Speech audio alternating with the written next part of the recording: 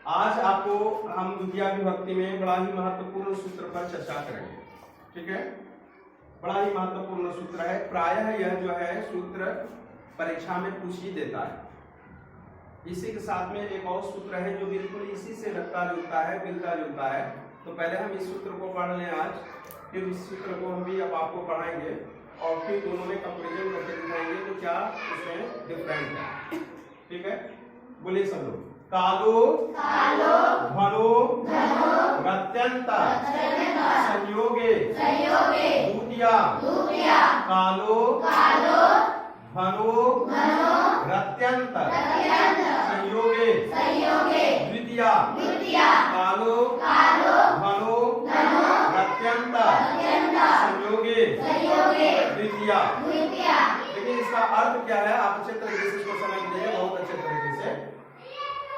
बोलता है कालवाचक। काल मतलब यहाँ कालवाचक शब्द का मतलब होता है समय से संबंधित।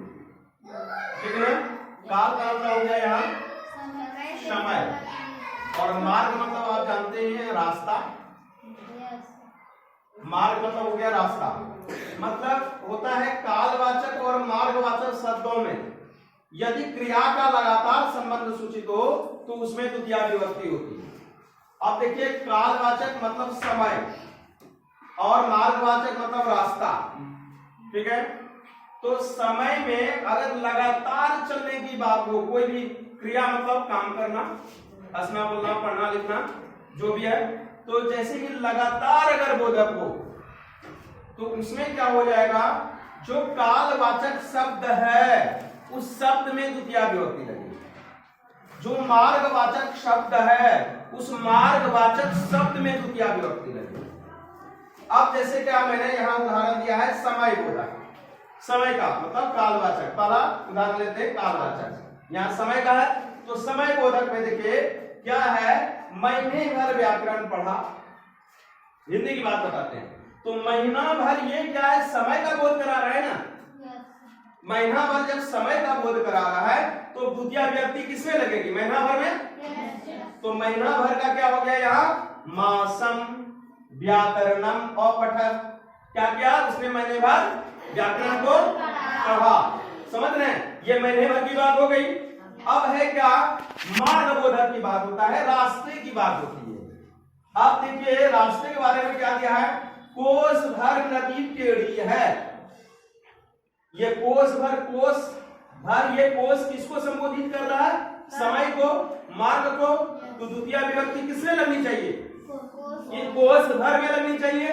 तो यहाँ देखिए क्या कहता है, क्रोसम कुटिला नदी, कोस भर नदी टेढ़ी है। तो लगातार इसमें ऐसा तो नहीं है आधा कोस ठीक है उसके बाद गड़बड़ है, ऐसा आपको कुछ भी नहीं मिलेगा। आपको क्या मिलेगा, कोस भर है तो मतलब पूरा लगातार कोस भर चल रही है, उसमें से कहीं कोई कमी की बात नहीं हो रहा है। कोस भर नदी टेढ़ी मेरी है तो मतलब टेढ़ी है कोस भर, उसमें कम की बात नहीं होती है।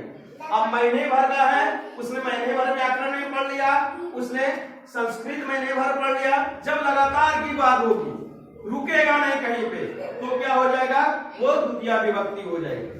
समझ रहे मेरी बात, इसमें किसी को समझने में दिक्कत हो रही है? चलिए, ये संस्कृत का अनुवाद है तो इसको आप एक बार पढ़ लीजिए। कहीं बोलिए, मासम व्याकरणम अपठः। मासम व्याकरणम अपठः। क्रोसम कुटिला नदी। क्रोसम कुटिला नदी। क्रोसम कुटिला नदी। कालो घनो रत्यंत संयोगे द्वितीया। कालो धनो रत्यंत संयोगे द्वितीया। कालो धनो रत्यंत संयोगे द्वितीया। कालो धनो रत्यंत संयोगे द्वितीया। थोड़ा सा गड़बड़ हो रहा है, लेकिन आप इसको जब सूत्र को याद कर लेंगे, समझ रहे हैं, और आप ये जब चीज बढ़िया से याद कर लेंगे तो ये बिल्कुल स्पष्ट हो जाएगा। आपका भी जो स्पीड है वो स्पीड आ जाएगा। आज की कक्षा को हम यही समाप्त